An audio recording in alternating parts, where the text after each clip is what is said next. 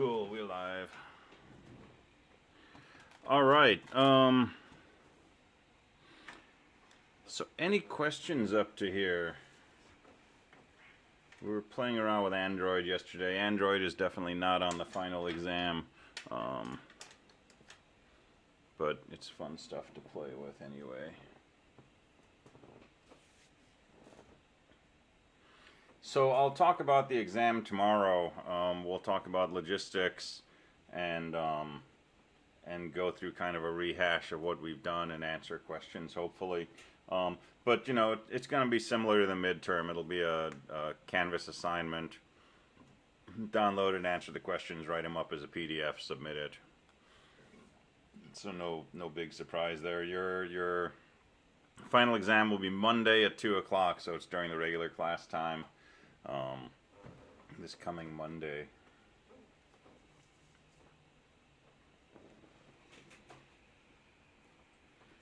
Two hours, yeah, hour 50 minutes. Mostly coding, I suspect, but I'll write it sometime in the next few days.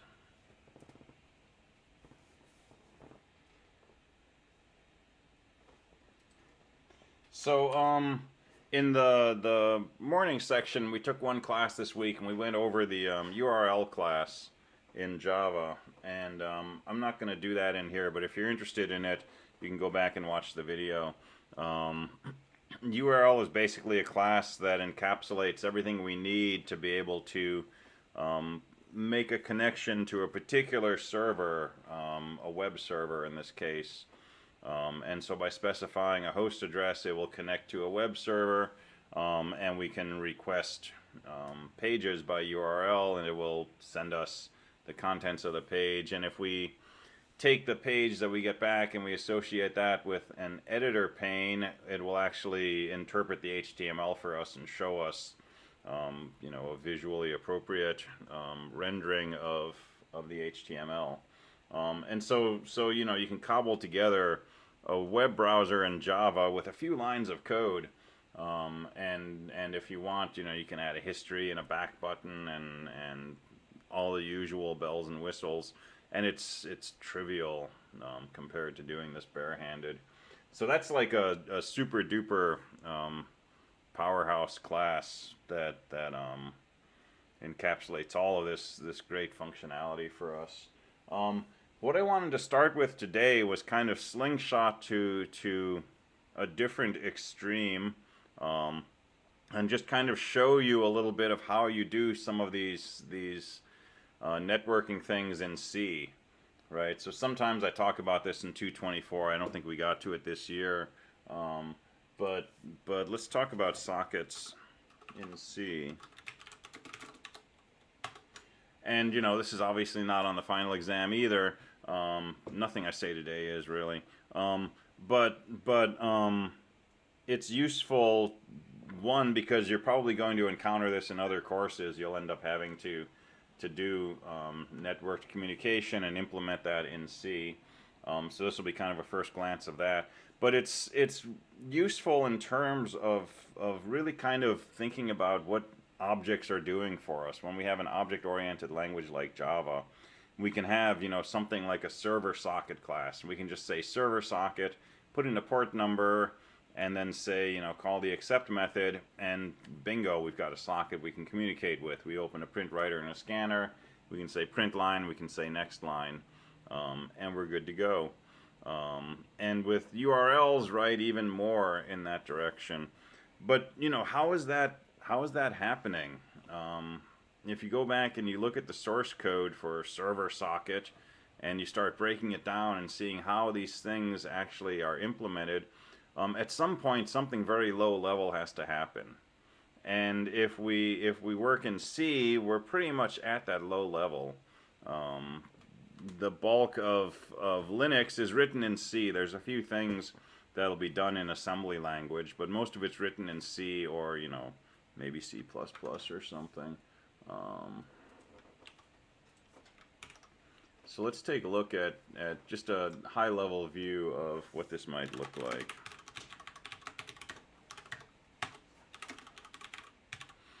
So client-server pair. So let's look at the server side first. It's a little more complex.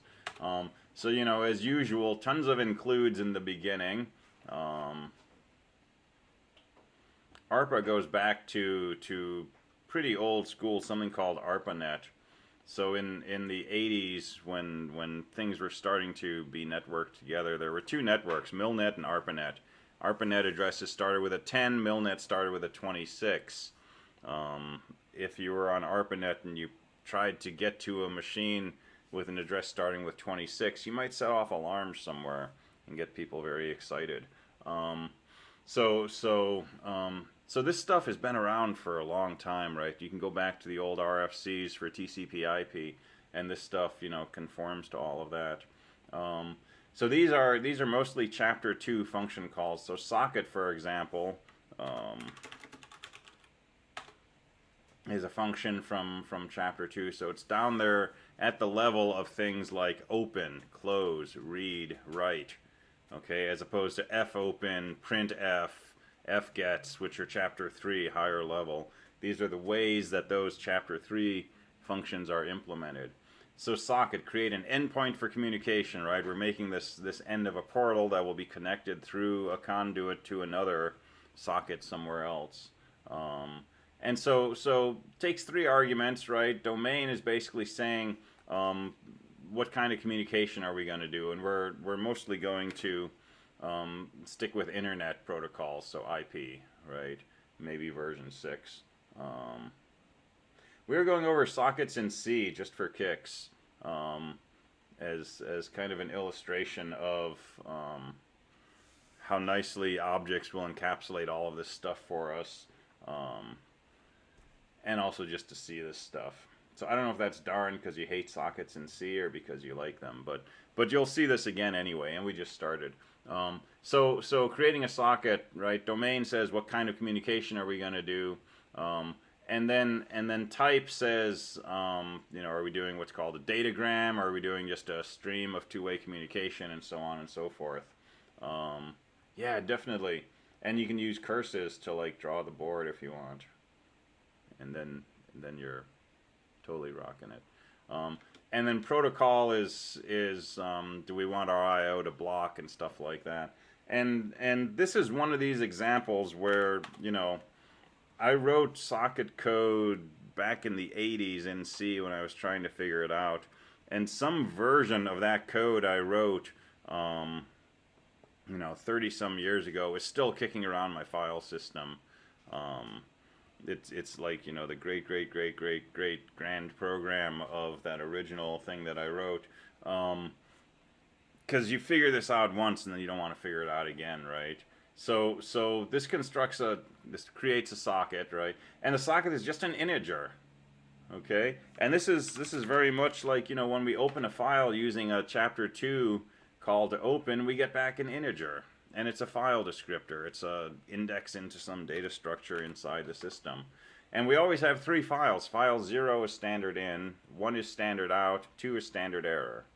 Those are always accessible. And then if I open a file using a call to open, it will probably get file descriptor 3, and so on. Well, when we create a socket, then we have another integer. Yeah, we talked about ARPANET a few minutes ago. So that's that, yeah. All right, so this creates a socket. It's just, you know, a blob that could be an endpoint of a communication channel to another socket, but we've got to do a bunch of stuff to it first. All right. Now in Java, right, we just say socket, we construct it with an address and a port, bingo, we're set to go. All right, so we make a variable, I'm calling it address. It's a variable type struct, socket address, internet. And it's got different fields. One field is the family, I set that to AFINet. All of these symbols and structures are set up in these includes. So it's an internet connection. And I set the address to be address underscore any. This is what makes it a server socket. I'm not binding this socket to a particular address. I'm saying, hey, this socket is sitting on my machine. Other people can come in and ask to connect to it. All right, let's look at this port. So I'm going to use port 1201, but I'm running it through this function, HTONS. And this is something to have in your bag of tricks.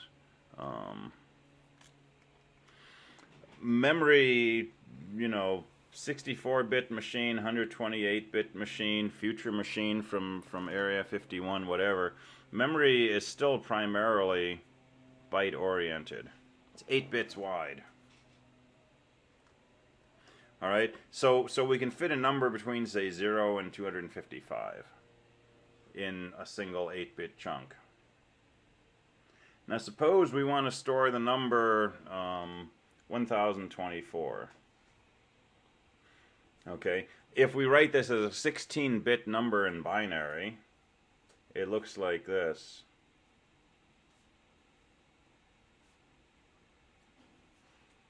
Right, this is 1248, 1632, 64, 128, 256, 512. This is the 1024's place. If I want to store the number 1024 decimal into memory,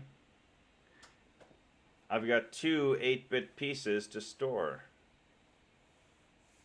And if I want to store starting at this location in memory, the question is, which of these two pieces should I store first? Should I store my number like this?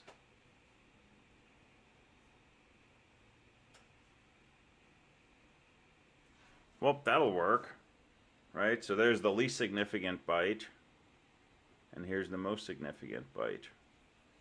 That works great. If I want to add numbers together and I have the least significant byte stored first, I can grab the two least significant bytes, add them, remember a carry, move to the next most significant byte, add those with the carry, remember the carry from that, and so on. This works great. But if I try to take a file containing a bunch of numbers and put it on a friend's machine, and their machine is storing data like this, and they see this number,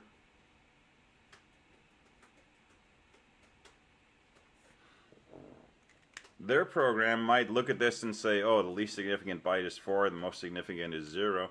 Okay, this is the decimal number 4. And my number 1024 that I wrote on my machine reads on their machine like the decimal number 4. And you got big problems. So this notion of what goes on each end of the number, this is called endianness. And there's big endian and little endian, and it has to do with which end gets the most significant part, the big part, right? And it's completely arbitrary. There's cases where storing things like this makes the most sense. There's cases where storing things like this makes the most sense. And it's a holy war, right? You can go on Stack Overflow and say, little endian is stupid, why does anyone do it? And make some popcorn and just watch the discussions come out of that. But it's effectively arbitrary, right? And within your machine, your compiler, your linker, your tools, and so on, all understand the endianness of your CPU, and it's mostly a CPU issue, and everything works great. And if you take your data and you move it to another machine, you get into problems. Well, this happens when we have networking, right? If I'm trying to communicate from my machine to another machine, and I'm using one way to represent big integers and it's using a different way, we get into trouble. So there's a standard that's set up. Go imagine that. There's a standard for doing things like representing port numbers. And so there's this network ordering, and I don't remember if it's big endian or little endian, but there's a convention that's used, and this function will take, a 16-bit or 32-bit integer and take whatever representation we're using on our local host and convert it into this network standard. So HTONS is from host to network ordering, and there's another function that goes in the opposite direction. So before I go out on the web and say, hey, I'm looking for port 1201, I want to make sure the bytes are in the same order that any other piece of software that's looking at port numbers is expecting. So we do these HTONS and TOHS all over the place, right? So this is really just a long-winded way of saying we're storing a port number 1201 in this field of this structure. We're storing AF INET in the family field, and we're storing the special flag internet address any in the address field. All right, and then we need to take this information, this thing that we just built, this variable called address, and we need to associate that with a socket. So this is called binding. And binding basically takes our socket, takes the address of all of this information that we just created, and something that says how big is that block, and it associates them to each other. And if you look at the man page for that, right, it takes a socket address, the length of the socket address, and then a file descriptor for the socket itself. So when it's created, it exists in the namespace but has no address assigned to it. So this makes that assignment. And it returns a 0. Most of these things return 0 if they're successful, -1 if there's an error. We haven't talked about errno in this course, but or in 224, but when an error occurs in Linux, there's this variable errno, it's a global, which gets set to a value to specify details about what the error was. And you can include files that have all these symbols set up. So what can go wrong when you try to bind an address to a socket? It could be that the address is already in use. Could be that you were trying to wildcard something and it didn't work. Could be your sock argument was not a valid file descriptor, and so on and so forth. Oh, nice. % error level. Cool.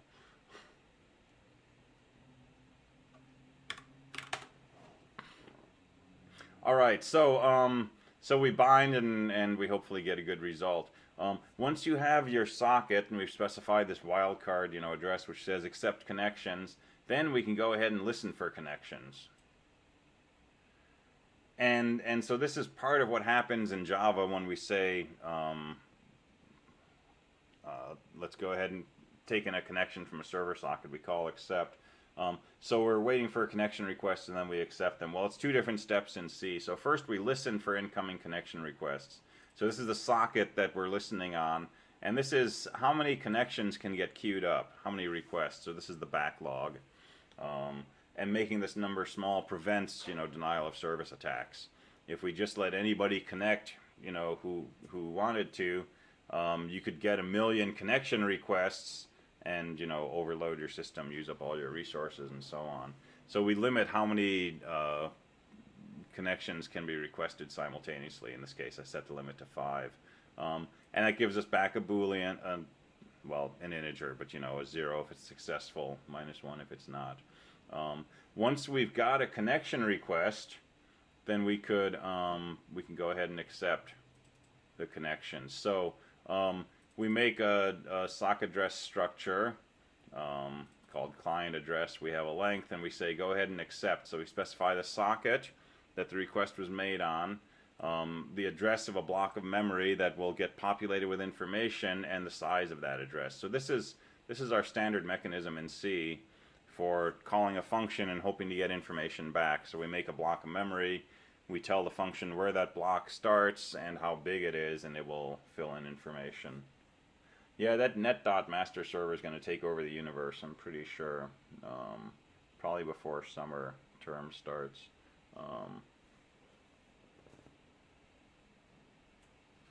All right, so we call accept, we pass that information, it gives us back a flag. And accept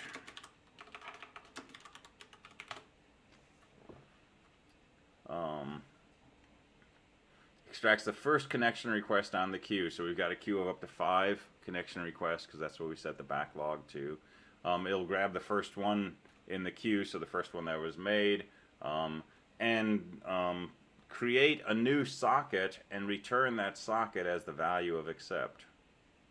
And that socket that's created and returned will be connected to the socket of the client that just made this request to connect to us.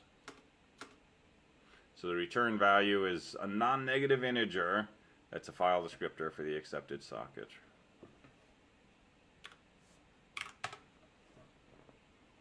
So we set new sock equal to accept, and then just for fun, use this get name info to get some additional information on the connection. So when we accept, this block of memory gets filled in with information, and get name info, if I give it that block of memory, it will populate a host name up to 120 characters so I can see who connected to me. So I'll print that out, and now I've just got a file descriptor.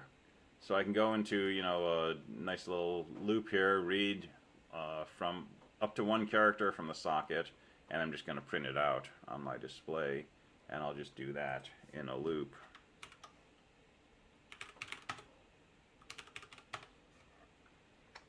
And let me see.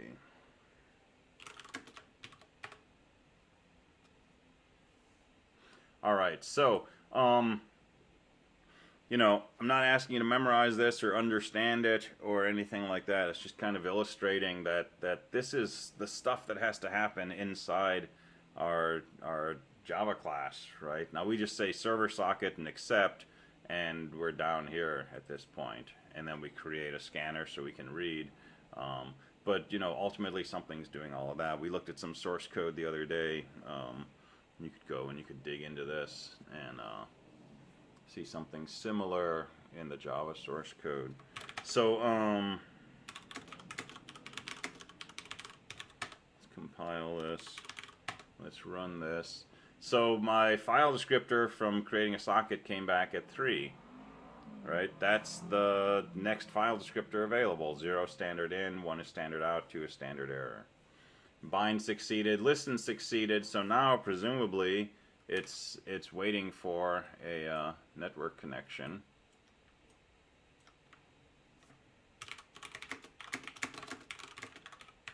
And if I do my netstat, there's a TCP connection on port 1201. This is the wildcard. It's waiting for an incoming connection request, and it's in the listen state. So now I can telnet localhost port 1201, and my server says, hey, listen just returned. I got a new socket 3, length of 16, and the host that connected to me was called localhost. And so now I'm connected to that socket, and I can type over here, and it comes out on this end.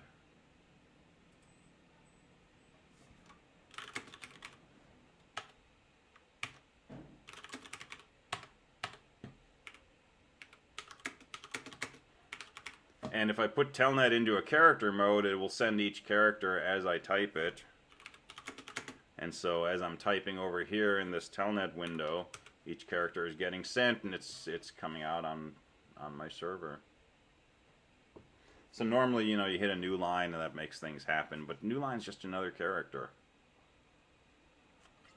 But by default, telnet, you know, goes into this line mode where it waits till you hit and enter before it sends anything over, and that lets you go back and backspace and so on and so forth. But you can put it in a character mode. And you know, hitting enter does a true carriage return, which just moves the carriage back to the beginning position. And hitting a control J, that does a carriage return and a line feed to move to a new line.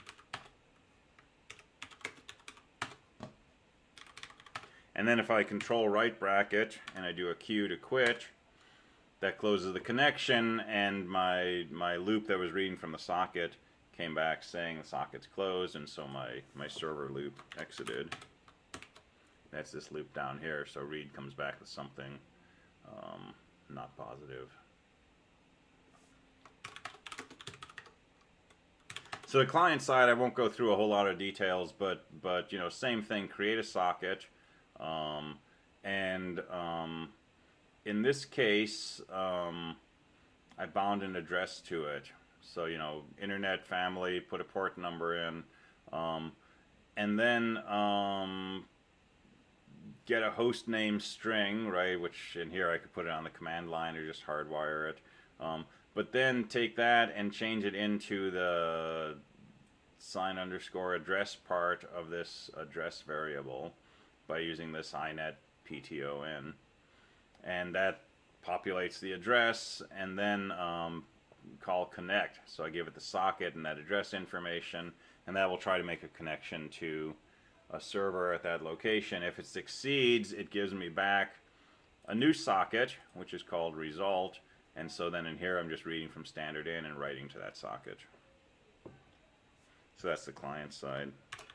So just something to kind of be aware of, to have seen, and it's a lot of, you know, looking up manual pages and a lot of trial and error, and having a few tools in your arsenal like Telnet or having a server available that you know works can help. Knowing how to use netstat, right, and so some of the things we've been doing in Java will help with this kind of thing. And it's really fun once you get it to work. It's kind of a pain until then, but once it's working, it's pretty fun. And then, you know, you can take your C code, you can put it on the net, so you can communicate with other programs and all that good sort of stuff.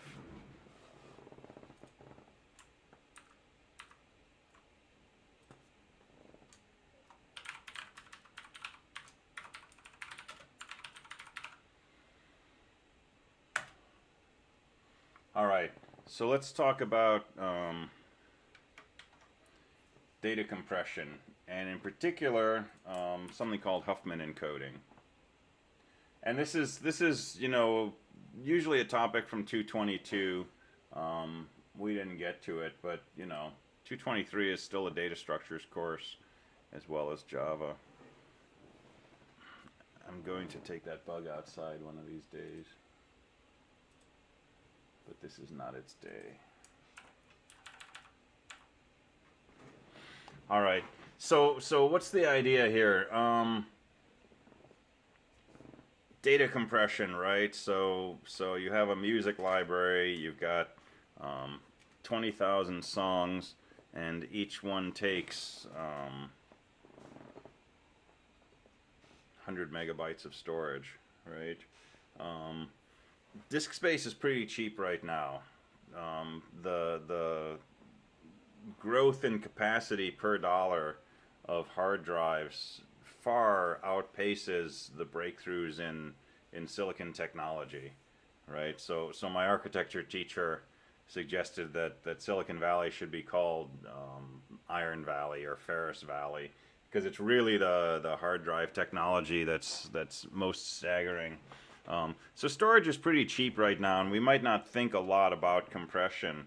But you know, there were times not too long ago when disk space was really at a premium and memory was really at a premium, and flash drives. Somewhere I still have my first, I think it was a 16 megabyte flash drive, and you know, it was the usual size, but 16 megabytes, that was just like amazing, because that was like a few floppy drives, right? Yeah, well, backups are funny, because as soon as you make backups, your disk requirements have gone up.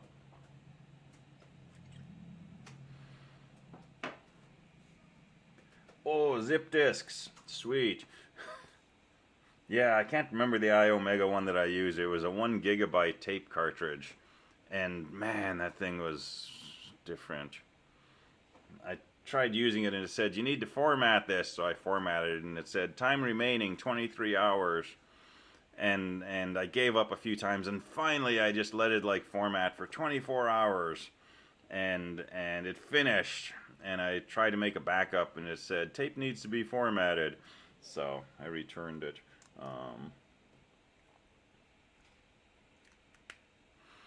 So yeah, okay. So compression's not necessarily, you know, a thing about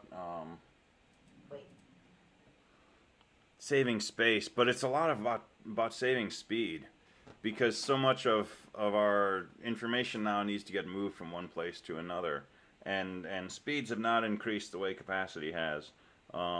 So you've got a big file and you want to move it somewhere, push it to Git, right? Because you push everything to Git.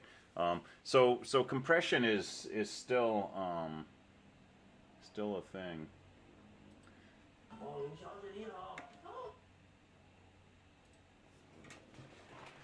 All right, so Huffman encoding is a way to compress text that takes advantage of the fact that not every character you find in a text file necessarily occurs with the same frequency.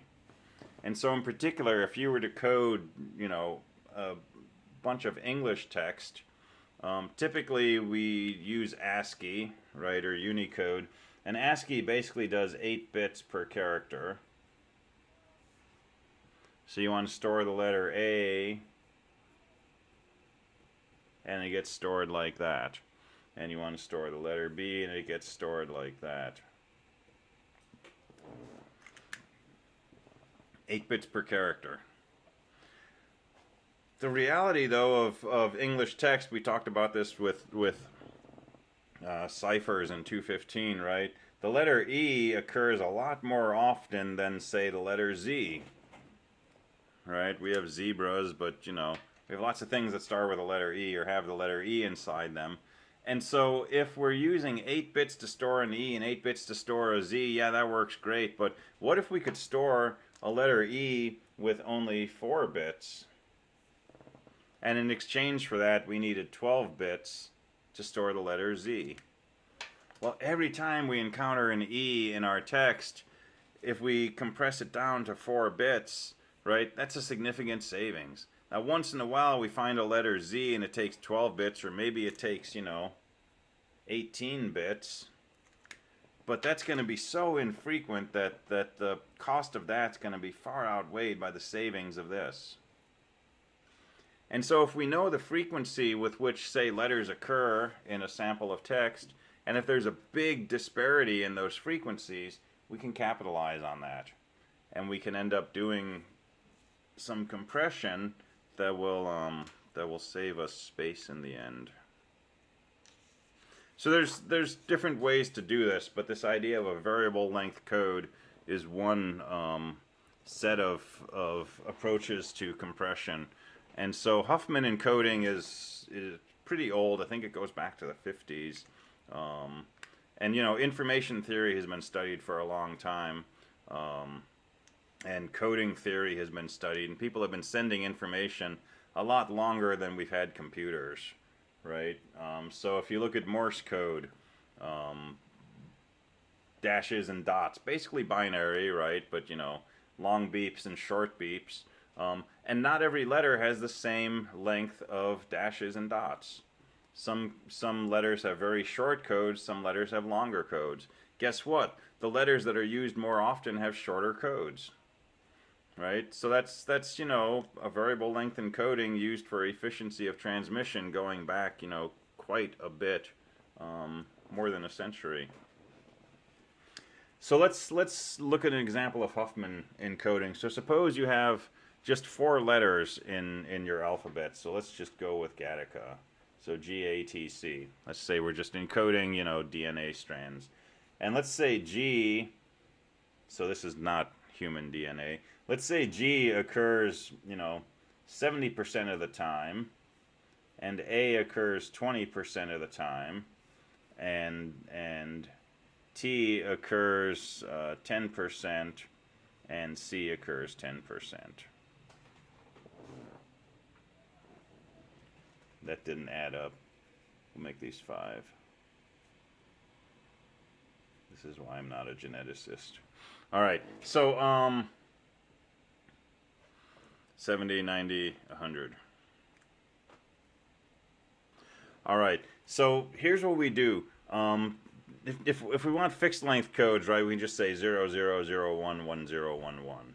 So that's our fixed length code. If we want a variable length code, take the 2 symbols that occur less frequently. If there's more than 2 with the same minimum frequency, just pick any 2. So I'm going to pick out T and C. And I'm going to make a little binary tree out of those, with the leaf nodes being those symbols T and C, and the root being the sum of their frequencies. So this occurs 5 times out of 100, 5. This tree represents something that occurs 10 times out of 100. All right, and I'm going to underline these because I'm done with those. So now I have 3 things I have to encode. The letter G, 70%, the letter A, 20%, and this tree representing T and C, 10%. Alright, you're going to pick the two things that have the lowest frequency. So that would be this tree with 10 and the letter A with 20. And I'll make a tree out of those, and the composite frequency of that, 20 plus 10, will be 30. And then I'll underline that, so now I have a G for 70 and this tree for 30, so my two remaining things, right, I'll make a tree out of those. I'll put a G here, and 70 and 30 is 100. And my G is done. Alright, so we've made this Huffman tree.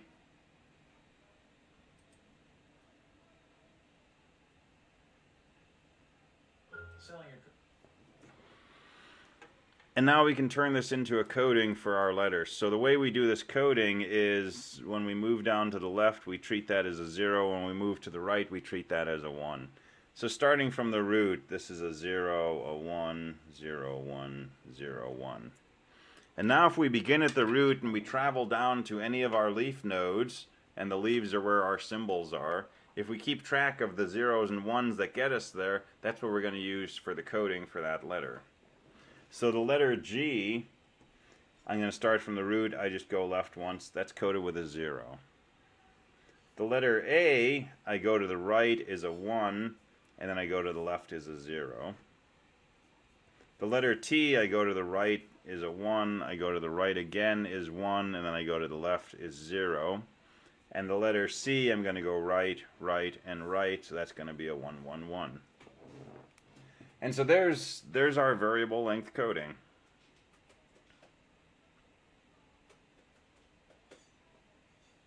So let's analyze this. Let's suppose we have 100 characters and they follow this frequency distribution.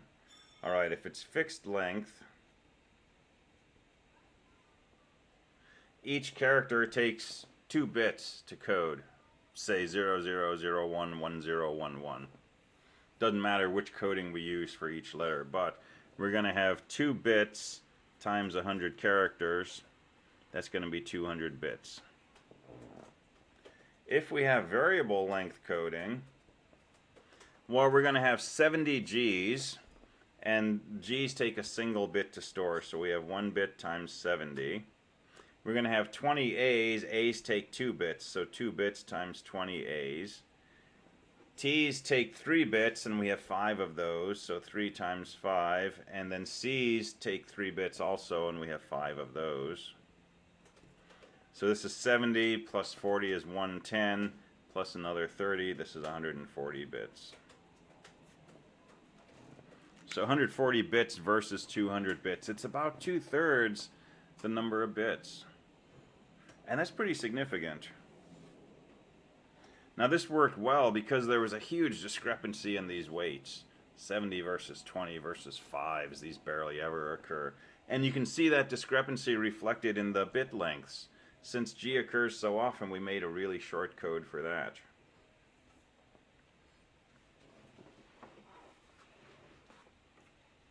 Alright, so that's the basic encoding algorithm. And decoding is pretty fun.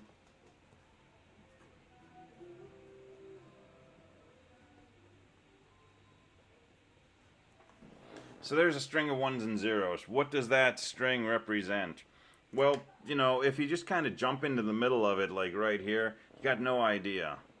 And since it's variable length, you know, if we want to know what the 5th character is, we can't just, you know, go 5 times 2, because we don't know how long those first 4 characters each were. But it turns out that the way that this is done, if you start from the beginning, it's unambiguous. Alright, so let's decode this. Let's look at the first character, and the first character is a 0. And in our variable encoding, there's only a single symbol that begins with a 0. That's the letter G. And it has a length of 1. So we know that this 0 corresponds to a G. Alright, this 1 must be the start of a new symbol. And we have 3 symbols that begin with a 1, so it could be an A, a T, or a C. So we have to look at the next symbol, that's a 0. there's only one of those three letters that begins with a 1 and is followed by a 0. That's the letter A. And its length is 2. So this 1, 0 is definitely an A. And you just go on like this. So there's a 1, so it could be an A, T, or C. It's followed by a 1, so it's got to be a T or a C. And it's followed by a 0, that's got to be the letter T. So 110 is a T. And the same line of reasoning will break down this 110 and give us a T. And then here's a 1 followed by a 0. That's going to give us an A. And then here's a 1, which is an A, T, or C, followed by a 1, so it's a T or C, followed by another 1, that's the letter C, and it's 3 bits long. So that's a C, and then finally a 10, that's an A.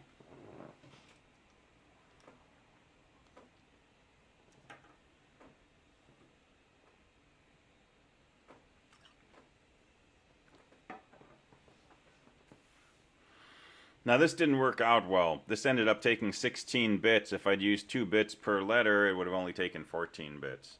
But you know, in this string Gattaca, I'm not following these frequencies. Right? But English text does have frequencies. And so you can do a few things. I mean, if you know you're doing English, you can come up with a coding. But whatever it is that you're compressing, you go through and you do a frequency analysis first. And it doesn't matter if it's English or if it's a sample of music or if it's you know, part of an image or what. You can go through, decide what size tokens you're dealing with, and do a frequency analysis. And you might, you know, you might do this a few different ways. You might try a couple of different things if you don't know the nature of the thing you're compressing. And it doesn't really matter how you get there. If you can find a way to tokenize your input into tokens that have, you know, varying frequencies of occurrence, then you can use this kind of compression approach.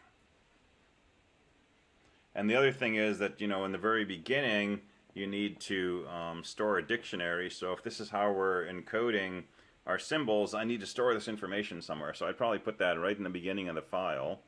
And so there's an overhead cost, right? You need to have space in the beginning. So if your file's only, you know, 50 bytes, it's probably not worth doing this. But if it's 50 gigabytes, I don't care if I spend a few K in the beginning storing a dictionary. That's a minimal overhead.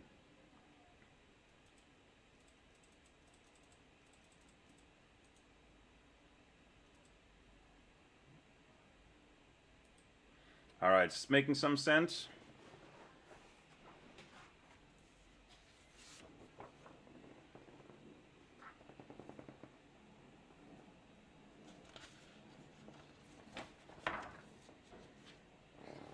All right, we got a few minutes. Let's run through one more example of this.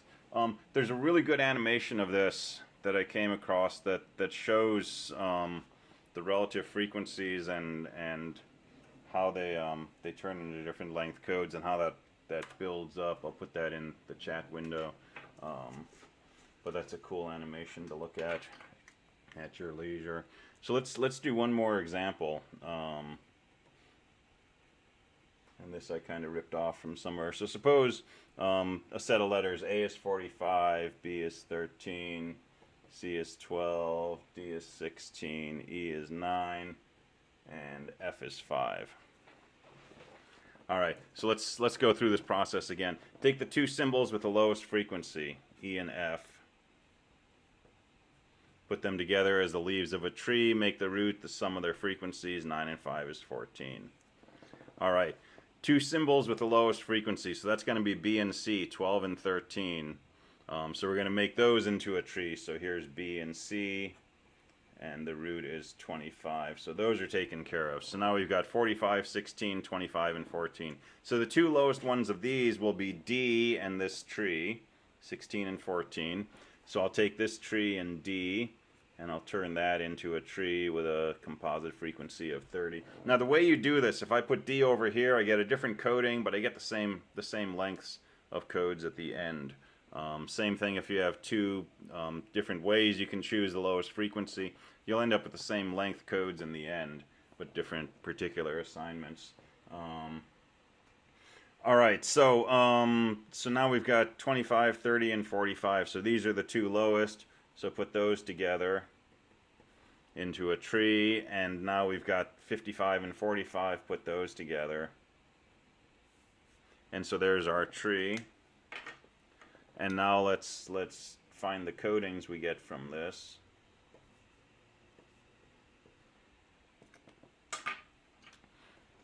So A codes as a 0, B codes as a 1, 0, 0, C codes as a 1, 0, 1,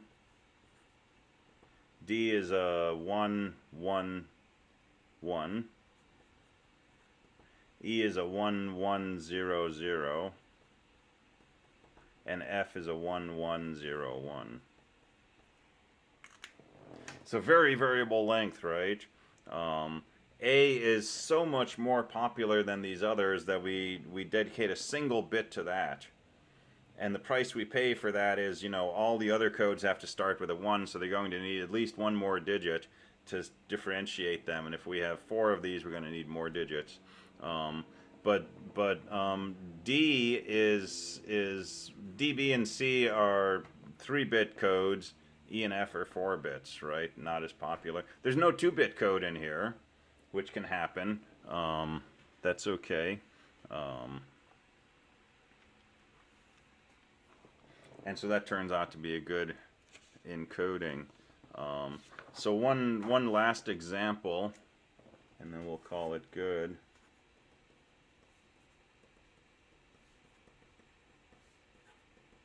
What happens if your frequencies are the same or close to the same? You'll pick two lowest frequencies, so A and B. And now we've got a 50, 25, 25, so we'll pick these frequencies, put those together, and now we've got two 50s, there's 100. And so when we code this up,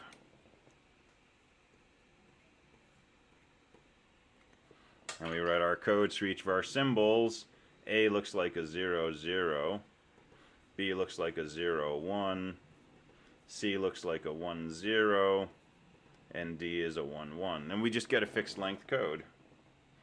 And so if you know, these things happen to have frequencies that are pretty close to each other, it may not be advantageous to have variable length. Because, you know, as soon as you have something shorter than the others, you're going to end up with more things that are longer than you know, the average of all the lengths is going to be longer than that minimum. And so if you don't have a disparity in the frequencies, you don't get a win. But if they're a little bit off, then you can start getting variable lengths. But this algorithm will do the right thing regardless. All right. Cool. That's all I got. We're at 250. So yeah. So this is all on video as far as I know. Yeah. So that should be good to go. I've got a must sign package at the door anyway, so I'm going to say, have a good afternoon. I will catch you next time.